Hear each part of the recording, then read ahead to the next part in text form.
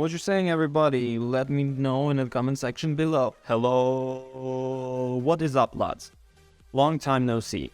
So, in this video, we're gonna have the Atomic Heart review. The saying goes, it sounds too good to be true, it is. This is the least initially how I feel about the Atomic Heart. I had trappings of my client game from setting to gameplay and more, and I wanted so badly for it to go. Delay after delay took place and had to wonder if the team at the Mindfish have bitten off more than a pretty cold chew. With the final credits rolling, I can definitely cancel out any negativity. Atomic Heart is outstanding and one of the best games I ever played in the narrative first-person genre in years.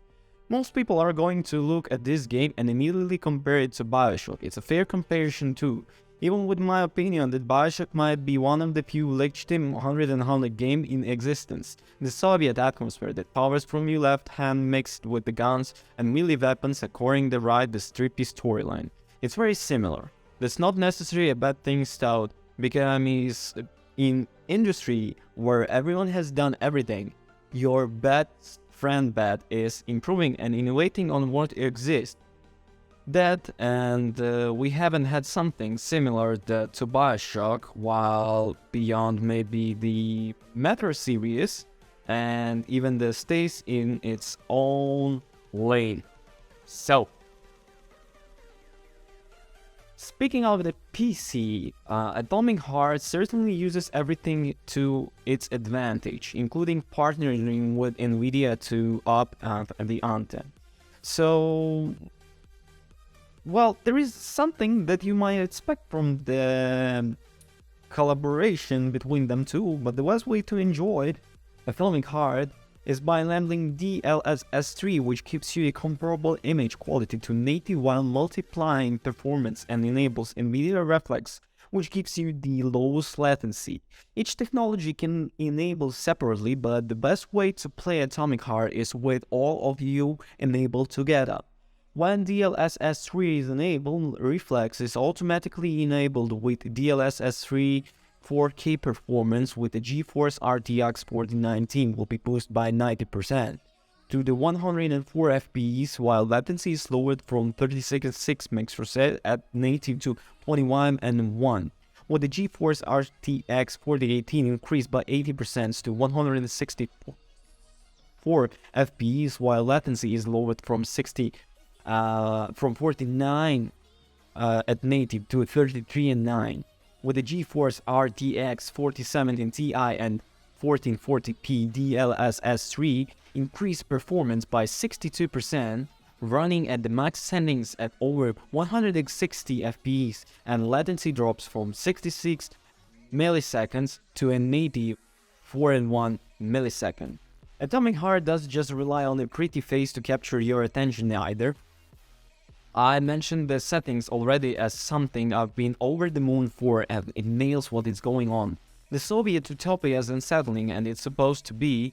Seeing the parades and celebrations of the affluent war makes you feel like something is going on the backstage, and you are totally right in that assumption. You don't see the full effect at the start with a long explosion to begin your journey, but once the first robot attacks, everything hits the fan.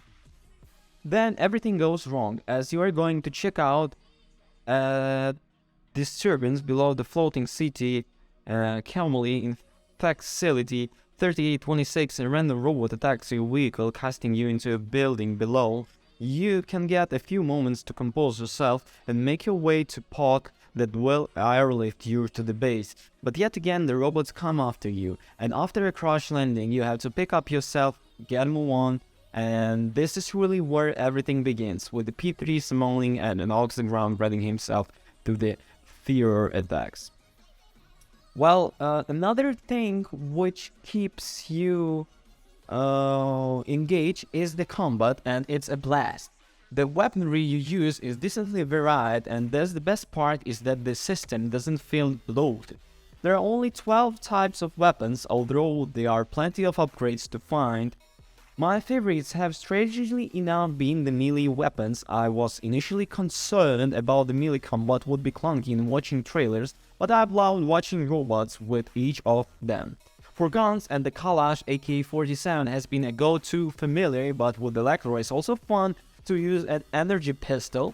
The good thing about the energy weapons is they charge from you engaging in the melee combat, so it's easy to recharge when you run low. Combining these weapons powers is the makes Atomic Heart tick. It's all great to go and chop at the mutant, but if I freeze him in his tracks, even better. Using these tricks allows to combat to more varied than simply shooting or hacking everything in the area. Moving on, you have to consider what is going on to give you advantage versus each other of these foes. For instance, in theater area, I had to wait for a robot to give us its stage performance before I could move on. There were tons of sprouts and mutants heading my way, and I was able to use the mass telekinesis power to lift most of them in the air and slam them down, killing almost every one of them instantly. By the way, that one is definition of the power fantasy and extremely satisfying to use. Using all of the tools at your disposal is what will be the difference in whether you move on next area or not, so make sure you don't stick with one weapon or power. Part of this will be upgrading that's in hand or coming out it. You have access to the Nora machine that initially inquired which is well planned, you find out. In any case, it's nothing new. With a skill tree upgrade system you will be familiar with. Select your weapon, find the things you want to upgrade, and spend the items necessary to do so. Same with your abilities, finding the skill and spend your collected polymer to unlock it. It's simple and honestly not something you need to reinvent at its works. What has been reinvented is the looting. It can be get over how awesome it is. Most games have you examine as enemy or container, desk, etc. to search for the things you need. Atomic Heart throws this out window and says, pick it all. They are all command on the PS5, the right shoulder button R1, and you use the telekinesis to pull and the crafting or consumables from the said full or location. It's one of the most satisfying mechanics I ever used in a game recently. Watching as a robot or a mutant rips apart, or as drawers and doors slams open as my star flies towards me. Simplicity that can be beautiful and definitely is here. Something I wouldn't call simple are the puzzles.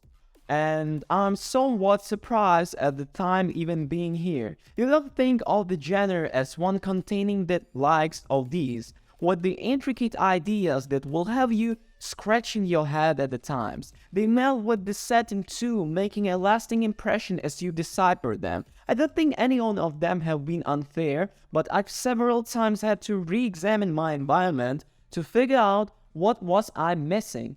Even the logs you'll take are fun to solve, with the several different versions to keep things interesting. The only one is a standard one. The one twist your lockpick until it turns, which is designed well. Thankfully, it pop up rarely, so the best one stay at the surface. While I slashed and hacked my facilities on my PS5, and I had to try this one on the Steam Deck too. So 2023 has already been strong with the Game of the Year contenders, and Atomic Heart is definitely another one of them. It lives up to all of the hype and all of its promises. An amazing debut from the game for months. Nailing down a few things, Atomic Heart is phenomenal as nearly impossible because of its extraordinarily in all of item. This isn't just my favorite game of this year, it might be one of my favorites of the decade.